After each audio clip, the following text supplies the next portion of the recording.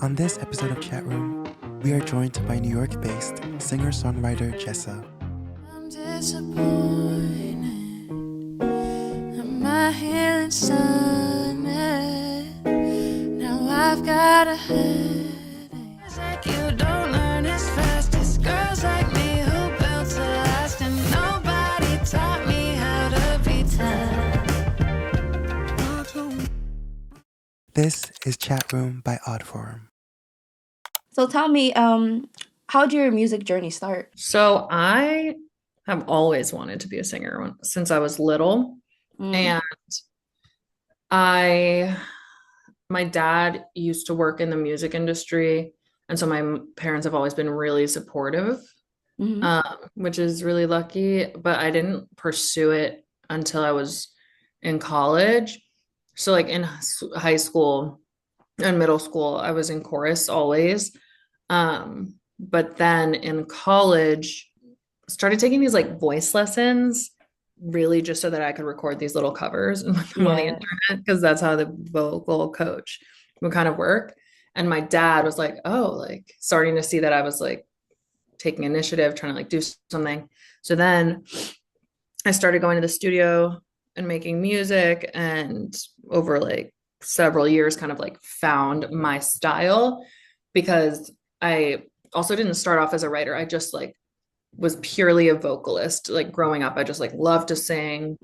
Like when I was little things, like my grandparents and my parents would always be like, she knows every word, every song, every fun and every ad lib and da-da-da. Yeah. So it was just always like in me. But I also think my dad sang in a group when he was younger. My family's just very musically. Yeah. What covers were you doing when you were little? I was doing like, well, when I was little, Yeah. I would sing like, what would I sing? I would sing a lot of Alicia Keys.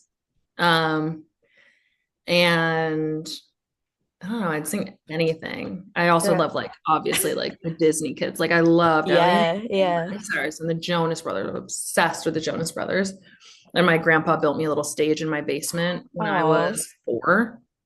I remember it to this day. It was like purple with blue trim and like those little like sticker letters with my name. That's so cute. That was really cute. Really sweet. Who would you say would be your early musical influences then, artist-wise? I feel like I always struggle with influences because there are so many, because I've always listened to just all over the place. Who would be the person when you wake up at 8 a.m. playing on the radio? Maybe like Beyonce. I definitely had like a strong Beyonce, Christina Aguilera, like big vocalists, a moment. Yeah. I loved Christina Aguilera. Oh, yes. Still do. Great. Yeah. Since I was young, for sure. I also loved the Pussycat Dolls. Oh, stop. They're great as well. So good. It seems you're also sonically unafraid to explore different sounds. What inspires you to experiment sonically? And how do you go about finding collaborations to craft these soundscapes? What inspires me to branch out of like one, just like a very like traditional R&B lane, is just my taste in music. I would say pretty easily influenced by songs that I just really, really love. So if I'm listening to something a lot, I have like my playlist of like inspiration for music is just called, it's like songs I wish I wrote or something like that. Or I want to sound like this, something like that. So it really just depends on what I'm listening to in the moment. That usually sways what I go into the studio seeking to make. And for the past, I don't know, year or so, I've been working almost exclusively with my producer, Will, because we just work so well together.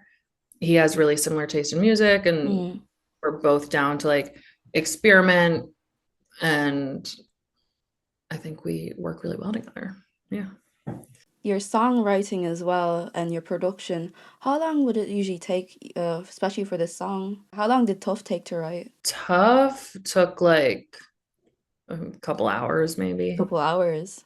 Yeah, and we were just in the studio. Someone else had a session, like friends of my friends, and we were just hanging out in the studio after, and Jake pulled up this beat he had been working on.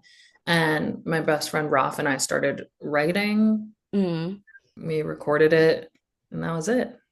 And then it was just a matter of like mixing. Yeah, yeah. So for you, songwriting comes really easily then in matter of hours usually.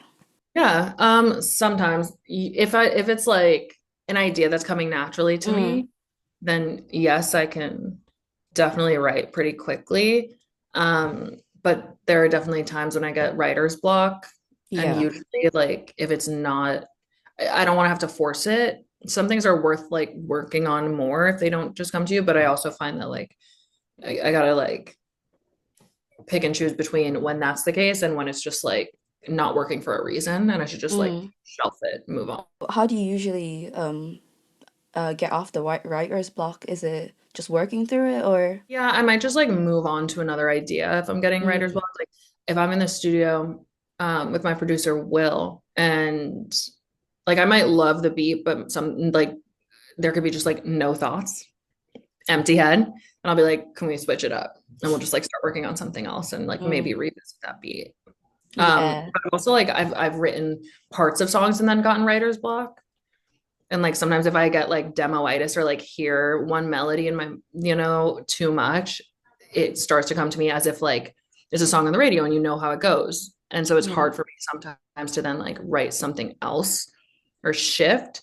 Um, but yeah, that's just part of the process. And I try to just not settle if it's not right, just like move on to something else and go back. And if it works, it Mm. works. That's great to hear. With your song Astrology as well, you said that in your Astrology Online, you said in your interview that Astrology Online is not about being ready to take the next step and seeking comfort in, astrology and TikToks.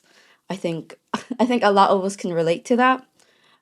Is there another space or outlet for yourself outside of music that you go for?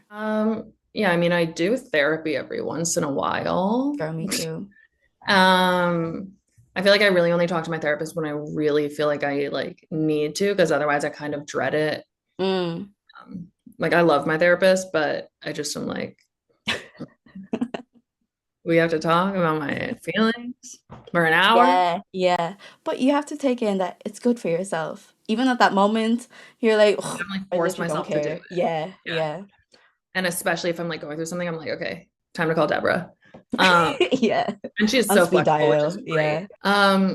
But I also just like spend so much time with my friends, which Yeah. is really nice and makes me feel warm and fuzzy inside. And I knit and I crochet, which is soothing. And I I've love been, to read. And I yeah. love to play 2048 these days on my phone. You Oh, know that game? stop. It's Yeah, so yeah. fun. And also I do like the crosswords and Wordle. And No, you get so addicted to them as well. so those are my things that I do to keep me sane. Oh, that's cute. The 2048 one really, really got to me there. So addicting. Visual seems to play a strong connection with your artistries with videos like Astrology Online and Tough having a DIY and nostalgic style to them. Ready for that to be you. Yeah.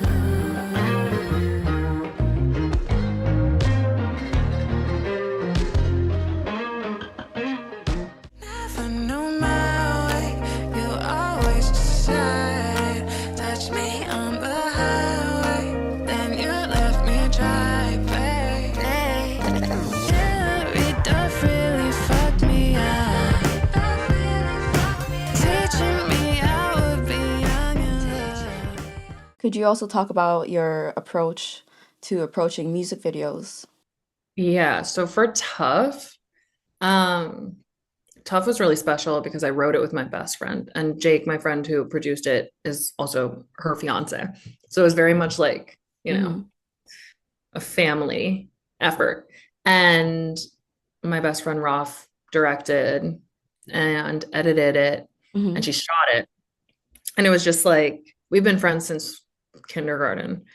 And there are photos of us at my 8th birthday wearing like limited Oh, with our little like makeup on and our little like pink hair clips. And so it was very much just leaning into us as kids mm, and also like leaning into that Hillary Duff line. of like Yeah. Jeff really fucked me up with like, giving me stupid expectations of like kill, whatever. And we just wanted to like play into that a lot and really like have fun. And it felt like we were just like kids making a music video. For astrology, we also like the song is not that happy or that playful, but we leaned into like the playful nature of like surrendering to the fact that like sometimes shit gets crazy and all you can do is just listen to the TikTok astrologer ladies or like the tarot when they're pulling cards and they're like, money's coming. Amen. Amen. Manifesting right into the wall as well. Your manifestations, your affirmations. I'll take anything. Yeah, I'm so bad at that, but I'm always like to my friends, I'm always like, can we manifest? Can we do like a moon ritual? I don't do it. What star sign are you? Gemini. Gemini. I'm a Leo. Nice. I think my mom's a Leo. Cute. Cute. Do you think also living in New York has a big influence on your artistry? I'm sure it does, like visually, and just also the way I grew up and like the style I'm into and the sounds I'm into. I think I'll never be able to measure that influence, but it's definitely there because I grew up here too. So Yeah. and like my dad grew up in Harlem, my mom grew up on the Upper West Side. So I think also like their taste in music and their fashion sense and they've passed on to me in terms of taste is all influenced by New York for sure. Do you think there's especially in the age of, social network and, there's less distance between other countries and artists now. Do you think it plays differently with your music these days? That you're able to connect with other people across, oceans, the world, and relate to them as well? Yeah, it is really nice. Like I mean, like you guys reaching out is so special. And I'm like, my God, like how did they even hear me? There's also like a radio show in Barcelona, like an internet radio station. These two really cool girls, with I can't even remember what song it was, saying I'm fine, maybe that they, put on their show when it came out. I was like, oh my God, this is so freaking cool. I think it just kind of speaks to the human experience and how alike we all are, like regardless of where we live, like there is so much commonality just between humans, and like Yeah. every emotion, like whenever my friends are going through something hard that is like, or even me when I'm going through something hard, something I tell myself, if it's like make a lonely feeling, because sometimes like Yeah. if you're going through something intense, it can just feel very isolating. And I just tell my friends or I tell myself, like, this is not a unique emotion, like that you're not like feeling something that no one's ever felt before. Everyone's felt this, everyone's gonna feel this. Like this is just part of the human experience. And so I just think it speaks to that. And it's quite special to be It able to is, experience it. yeah. So do you have any future works coming up for 2025 as well for yourself? Anything we're expecting very soon? Very soon, maybe in like a month or so. Like I just got a mix back for my next single that I'm gonna release, and I'm planning the video shoot, and it's gonna be. Very nice. I'll give you personally after this a sneak peek. I'll send it to you guys. We're gonna relocate real quick. Sorry. We are so back. What is it like navigating the industry as an independent artist? It's tricky. Like it's just like a very slow burn. But I feel like at the same time, it's like a very small community. And so it is kind of easy to meet people and make connections that are meaningful. And like even like my producer, I met through a friend, which was really nice, just a friend who already worked with him. And it was very organic. So it's not that I don't put effort into it, but I think the best connections come kind of naturally just from like being people, around yeah. like-minded people with similar interests. Yeah. What's one goal in your 2025 vision board? That's a good question. one goal. I mean, I say this every year, but to release more music more consistently. I just feel like I've been working on music that like more and more I'm like proud of, and like more so than years prior. And when I listen through and when my producer listens through, he's always like, this is like sounding like a project. And I don't Yeah. feel like I want to release a full project yet, but I don't know. I do feel like there's a thread. Like, yes, I like always bounce around in genres, but I also feel like this thread is getting more clear. Yeah, I've noticed, you know, it goes back and forth with like some of the songs, but you still make it work though. You Thank know, you. That's one of my that's one of my biggest insecurities in like making music, is just because I love to listen to so many different things Mhm. and also like write different ways and sing different ways. Just like trying to make sure that it makes sense still. So Yeah, thank yeah. you. What was the most valuable piece of advice you received on your music journey so far? Keep going, I guess. Just keep making music. Yeah. It's definitely like whenever I'm feeling like, I don't know, stagnant in terms of like my trajectory. And I'm like, oh, I just want to stop. People are like, don't give up. And so that's it. That's probably, I mean, I wouldn't give Mhm. that to advice to everyone, honestly. Some people are like, everyone do whatever. And I'm like, I'm not that person. I'm like, find what you're like really good at and really love to do and like do that. Staring across half-empty glasses. I like my whiskey, you like the past. Since your opinions of me are all on the table, should I get up and leave? Got me as old as you were when we met. Wishing my love had gone in your head. When you stand in the mirror, you see it's red. When you see me, feels like dying. When